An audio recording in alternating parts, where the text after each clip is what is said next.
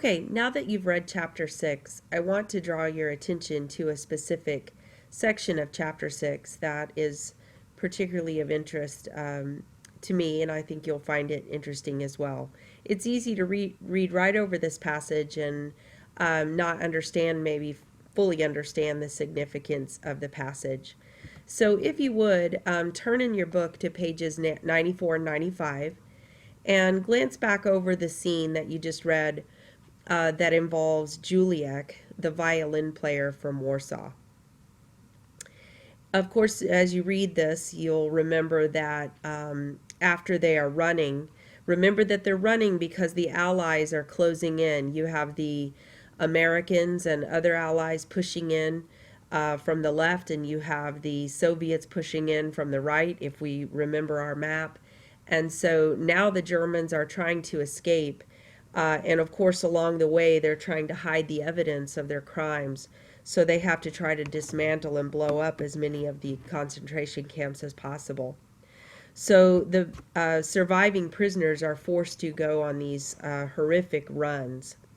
And if you recall in the chapter, they run up to 20 kilometers at one time, if you can imagine these very thin, frail, and sick people running. Of course, Ellie's running with his freshly operated foot, so it's a very painful scene to even read.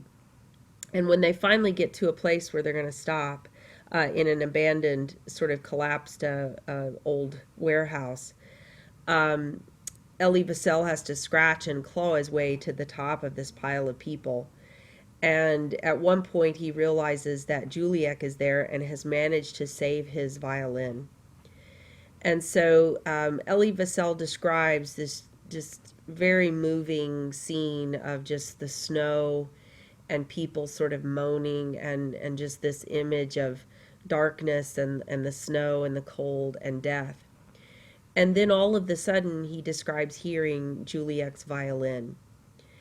And Juliek has chosen to play a piece by Beethoven. And this is a highly significant fact that he chooses to play Beethoven.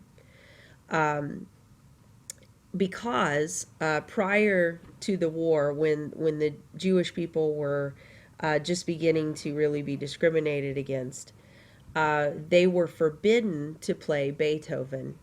And this is because in Germany, everything that was German was sort of hyped up, and this nationalism and pride and patriotism became very important.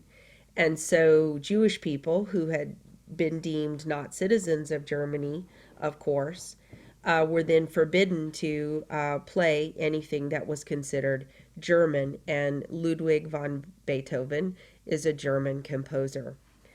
So the fact that Juliek chooses to play Beethoven just before he dies is a truly rebellious act. I think it's a beautiful scene in the book where he's basically saying, look, you can starve me, you can hurt me, you can even kill me, but there are parts of myself that you cannot touch. And it's just, you can sort of imagine him playing this song and purposely choosing to play Beethoven as a final rebellious act. And so it's this really incredible scene in the book, very short. But if you really think about it, it's a pretty amazing scene. And I would like for you to take a listen to what this sounds like. And so I'm going to play a portion of that for you. And so you can listen to exactly what this sounds like.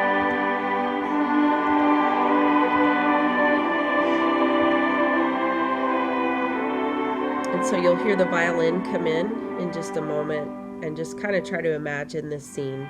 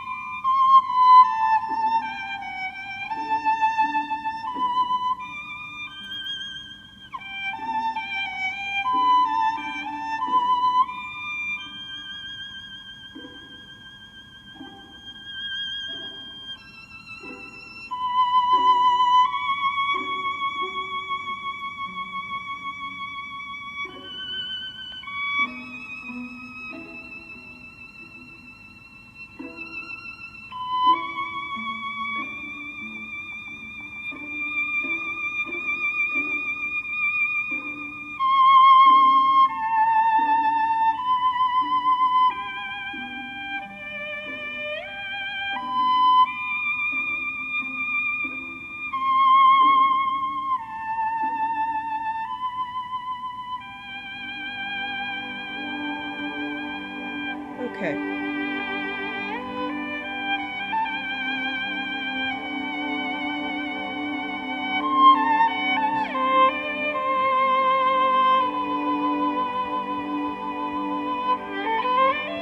All right.